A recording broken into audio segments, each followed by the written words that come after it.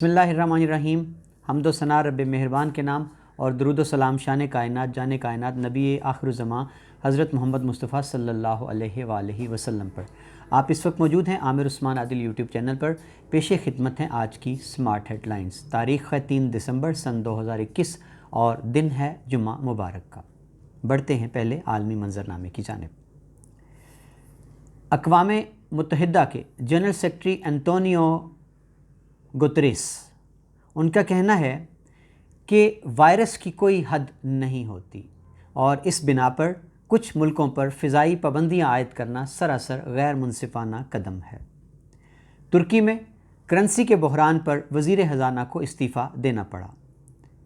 अक़वाम मुत्तहिदा के मिशन पर गए हुए पाक फ़ौज के हवालदार मोहम्मद शफ़ीक जामे शहादत नोश कर गए। उनका ताल्लुक़ मियाँ चन्नू से था। उन्होंने अपने सोगवारों में अहलिया और 3 बेटियां छोड़ी हैं।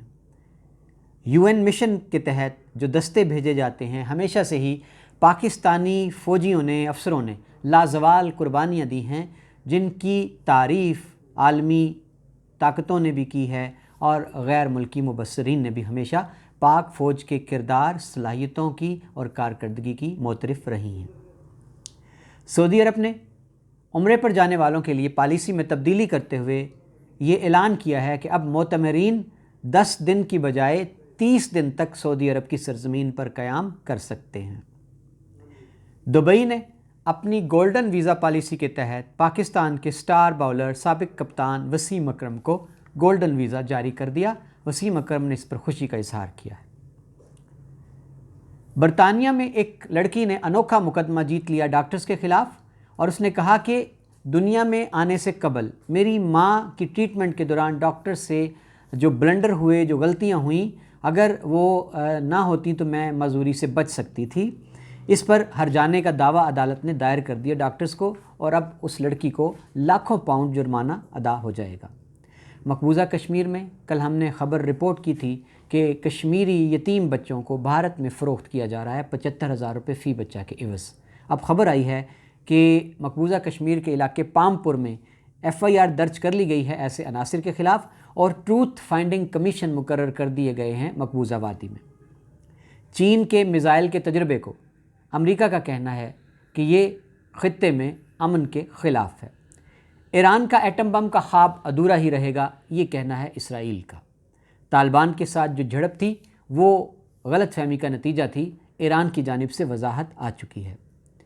अमेरिका का कहना है कि चीन ऑस्ट्रेलिया को गैर मुस्तहकम कर रहा है।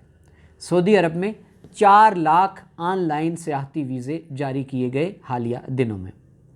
जर्मन कंपनी के साथ सऊदी अरब का मुआहदा हो चुका है, जिसके तहत फ़िज़ाई टैक्सी जो कि 15 वोलाकॉप्टर्स ख़रीदेगी और वो ड्रोन की तर्ज पर बनाए जाने वाले इन तैयारों को फ़िज़ा में टैक्सी के तौर पर इस्तेमाल करेगी। अमेरिका में इजलास हुआ ड्रग रेगुलेटरी अथॉरिटी का। कोरोना के लिए इस्तेमाल के लिए गोली की मंजूरी वैक्सीन की बजाय दे दी गई है और इसके हक़ में 13 वोट आए, जबकि इसके ख़िलाफ़ 10 लोगों की राय थी। ये था आलमी मंजरनामा। अब चलते हैं प्यारे वतन पाकिस्तान की जानिब। कल स्टॉक मार्केट बैठ गई, शदीद मंदी का शिकार रही, क्रैश होते होते बची, 3 खरब डॉलर डूब गए। वज़ीर आज़म पाकिस्तान से मुलाकात की है पब्लिक अकाउंट्स कमेटी के अरकान ने। उन्होंने कहा वज़ीर आज़म को कि हम करप्शन की फ़ाइलें जो हैं उनमें से केस निकालते हैं, रिपोर्ट करते हैं, लेकिन ब्यूरोक्रेसी उन फाइल्स को दबा लेती है। इस पर प्राइम मिनिस्टर का कहना था कि आप साबका हुकूमतों की करप्शन सामने लाएं, लेकिन मौजूदा हुकूमत की कोई करप्शन है उसको भी खुलकर सामने लाएं और अगर कोई फ़ाइलों को दबाता है, मिट्टी डालने का कहता है तो मुझे बताएं।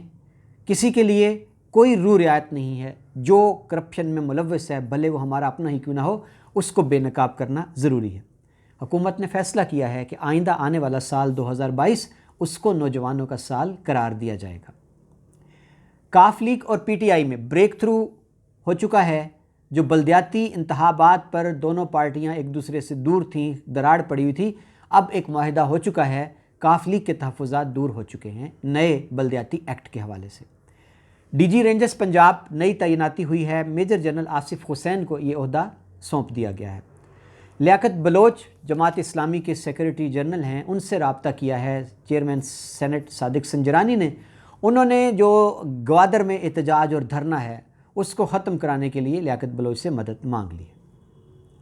بلدیاتی ادارے، ان میں اسپیشل افراد کے لیے وزیر اعلیٰ پنجاب عثمان بزدار نے مخصوص نشستیں دینے کی منظوری دے دی ہے. میئر اور کونسلرز کے عہدوں کے لیے خاص افراد کو باقاعدہ طور پر سیٹیں دی جائیں گی. گورنر سرور چودھری آج کل وہ خبروں کی زد میں ہیں. انہوں نے کہا تھا انگلینڈ میں کہ مجھ سے پارٹی جو میں کر سکتا تھا وہ کام نہیں لیا گیا، مجھے کھڈے لائن لگانے کے لیے گورنرشپ کا عہدہ دے دیا گیا ہے. اور اب ان کا ایک تازہ بیان قابل اعتراض ہے، اس وقت سوشل میڈیا پر وائرل ہے.